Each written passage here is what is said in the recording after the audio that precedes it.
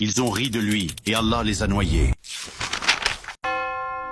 Il était une fois, il y a des milliers d'années, une terre prospère habitée par des peuples puissants, mais perdus.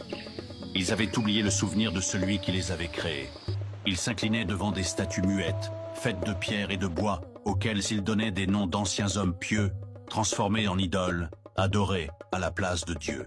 Le mal s'était enraciné, l'injustice s'était répandue, les puissants écrasèrent les faibles, les cœurs étaient secs et les âmes sombres. Alors, dans cette obscurité, Dieu envoya une lumière, un homme, un prophète, Nuh. Il n'était ni roi, ni guerrier, il n'avait pas de trône, ni de soldats. Mais il avait la vérité dans son cœur et des mots choisis dans sa bouche. Il se leva parmi les siens et dit: « Ô mon peuple, adorez Dieu seul, vous n'avez d'autre divinité que lui, craignez-le et revenez à lui, afin que vous soyez guidés. » Ils rirent, ils se moquèrent. Toi, juste un homme comme nous, et tu veux qu'on te suive. Même tes disciples sont les plus pauvres et les plus simples d'entre nous. Ils baissèrent des yeux sur lui avec mépris, mais Nuh ne répondit pas par la colère. Il répondit avec des larmes, avec patience. Il priait pour eux. Il revenait encore et encore, de jour comme de nuit, en secret et en public. Il frappait aux portes, parlait dans les rues, appelait dans les rassemblements. Mais plus il insistait, plus il se détournait. Il se bouchait les oreilles, se couvrait le visage et disait: « Tu nous fatigues, Nuh, arrête. » Les années passèrent, des dizaines d'années, des siècles, 950 ans, et très peu crurent en lui. Alors, dans une nuit pleine de douleur, Nuh leva les mains vers le ciel et pleura.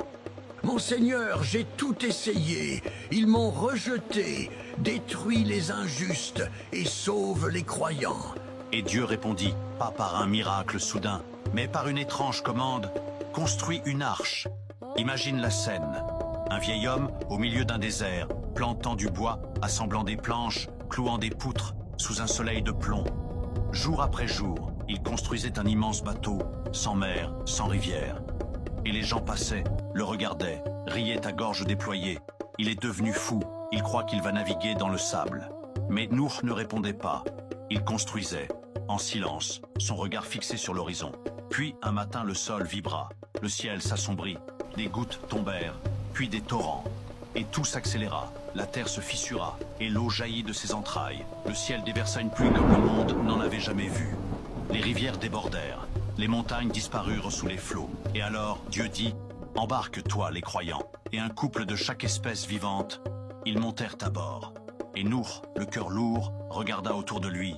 Parmi ceux qu'il aimait, il manquait quelqu'un, son fils.